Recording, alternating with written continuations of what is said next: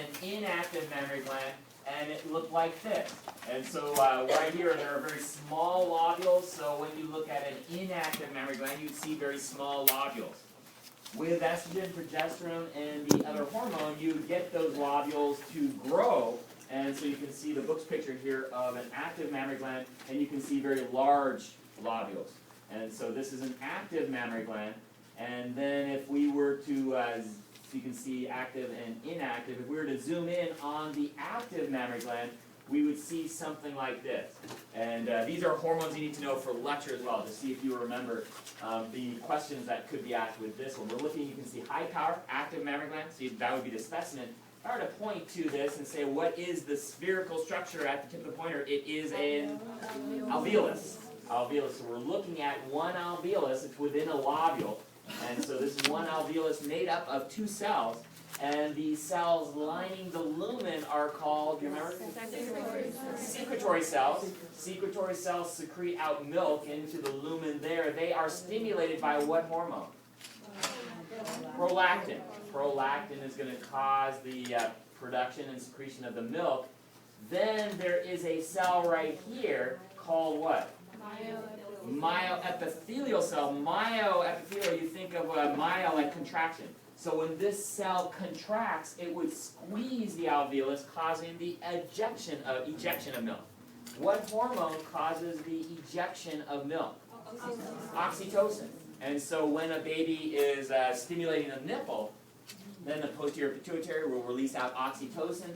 Oxytocin will come down, cause the contraction of these myoepithelial cells, and cause the ejection of milk so that the milk can go into the baby's mouth. And so it's a good slide. There's some good hormones there. And the next slide we will do is the vagina. And so we didn't do the vagina last time. The vagina is a slide that is not too bad. And so the lining of the vagina, you want protection. So if you want protection, you could probably guess, without looking at the picture over there, what the specific tissue is lining the lumen there. It would be what, do you think? It would be non-keratinized stratified squamous epithelial tissue. Just like in the esophagus, you have a protective stratified layer, and this is another good place to see non-keratinized stratified squamous epithelial tissue.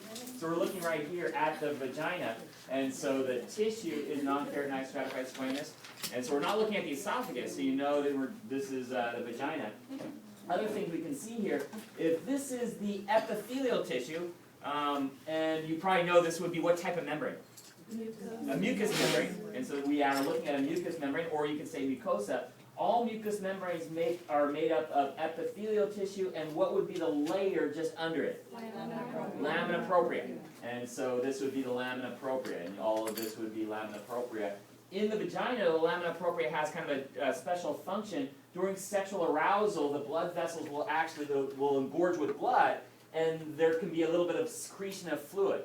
And so during sexual arousal, you will be fluid coming from the lamina propria, helping to lubricate the vagina.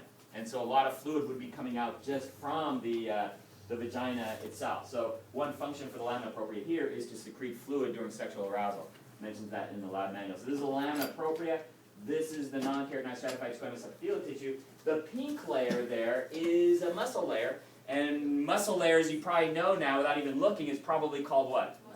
Muscularis. And so this muscle layer would be the muscularis. So we have the muscularis, we have the lamina propria, and you have this non-keratinized stratified squamous epithelial tissue. The fold of mucosa, without looking at the picture, you can probably guess, what would the fold of mucosa be? Ruga.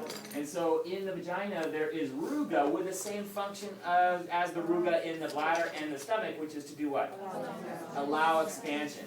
And so the vagina can expand quite a bit, and so you have ruga, which will help it expand. Same idea. The lamina propria stretches, the muscularis can stretch, and then the ruga will allow the epithelial tissue to kind of just flatten out, and that is then how expansion can occur.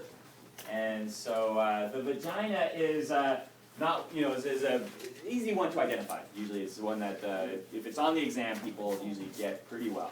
And so I will just give you some time now to get your microscopes out and to look at the vagina and draw your picture of the vagina.